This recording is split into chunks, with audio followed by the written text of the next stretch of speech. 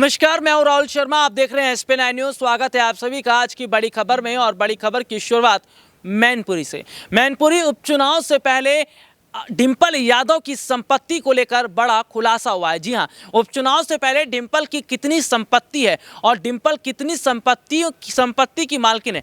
दरअसल मुलायम सिंह यादव के निधन के बाद, इससे पहले जो उनकी सास साधना गुप्ता, उनके निधन के बाद, देखिए साधना गुप्ता के पास बहुत सारी संपत्ति थी, कई गाड़ियां थी। मुलायम सिंह की तो पूरी प्रॉपर्टी ही थी।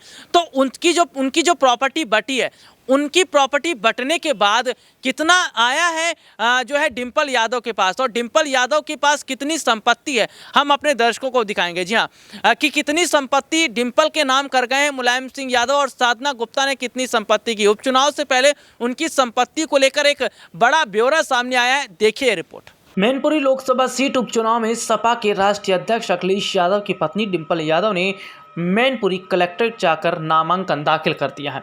नामांकन के दौरान शपथ पत्र दिया जाता है, जिसमें उम्मीदवार को अपनी संपत्ति का ब्यौरा देना होता है। डिंपल यादव ने भी नामांकन के दौरान संपत्ति का ब्यौरा दिया है, जिसके मुताबिक वो करोड़ों रुपए की संपत्ति की मालकिन है।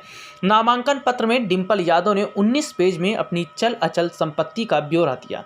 डिंपल यादव ने नामांकन पत्र में जो ब्यौरा प्रस्तुत किया, उसके अनुसार डिंपल यादव 14.24 करोड़ रुपए की संपत्ति की मालकिन है। उनके पास 4.62 करोड़ 71 हजार की चल संपत्ति है और 9.61 करोड़ 98 हजार रुपए की अचल संपत्ति।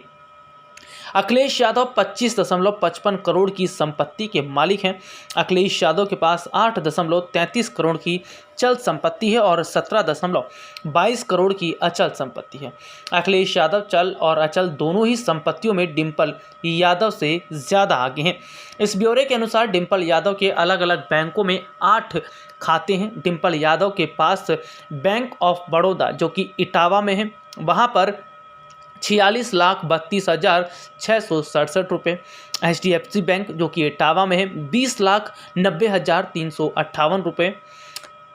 उसके अलावा अगर बात करें तो 38,22,036 रुपये की FDR भी है। डिंपल के पास auto sweep FFD Punjab and Sind bank, जो कि इटावा में है, वहाँ पर 11,68,256 रुपये हैं। उनके दिल्ली SBI के बचत खाते में 54 करोड़ 31,02,12। एक्सिस बैंक लखनऊ के खाते में है, वहाँ पर 78,19,981। इस तरह से उन्होंने पूरा ब्यौरा दिया है। डिंपल यादव को कारों का शौक नहीं है, उनके नाम पर कोई कार नहीं है। डिंपल यादव को महंगे गहने जेवरात का शौक ज़रूर है।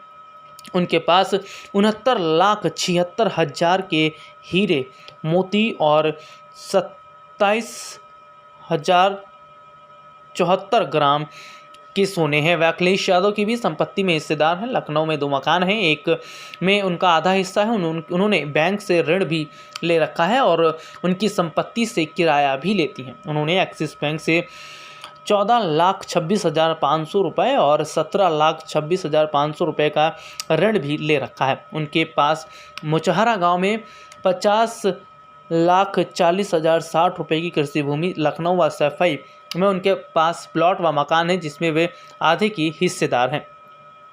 आसान शब्दों में समझे तो डिंपल के पास 4 करोड़ 62 लाख रुपए की चल संपत्ति और 4 करोड़ 99 लाख रुपए की अचल संपत्ति है। इसके अलावा अगर बात करें तो डिंपल यादव के पास कुछ संपत्ति ऐसी भी हैं जिसका ब्यौरा वो पहले भी दे चुकी हैं। तो देखा जा रहा है कि अखिलेश यादव और डिंपल यादव के पास जो संपत्ति है, वो संपत्ति में इजाफा और भी तब हुआ जब देखिए साधना गुप्ता का निधन हुआ। साधना गुप्ता के निधन के बाद उनकी संपत्ति बटी। इसके अलावा मुलायम सिंह यादव के निधन के बाद भी संपत्ति बटी है, जिसमें आधी हिस्सेदारी डिंपल की है तो आधी अखिलेश की। तो ये रिपोर्ट आपने देखी, जिसमें हमने उनकी संपत्ति को लेकर बताया। दरअसल देखा जा रहा है कि हाल ही में रघुराज शाक्य ने जब नामांकन दाखिल किया तो उन्होंने अपनी संपत्ति, अपनी पत्नी की संपत्ति का पूरा ब्यौरा दिया था। कितनी गाड़ियां हैं, क्या कुछ उनके पास सामान है, सब चीज़ ब्यौरा दिया था।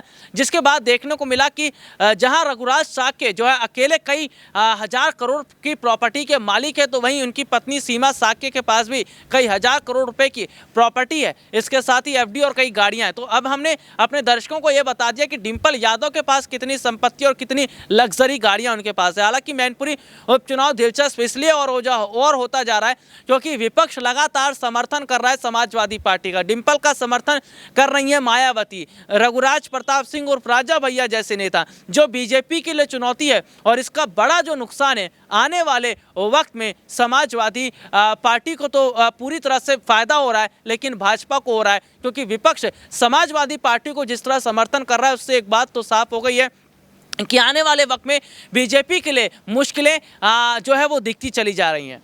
आज के लिए इतना ही, आपसे फिर दोबारा मुलाकात होगी, तब तक के लिए इजाज़त दीजिए, नमस्कार।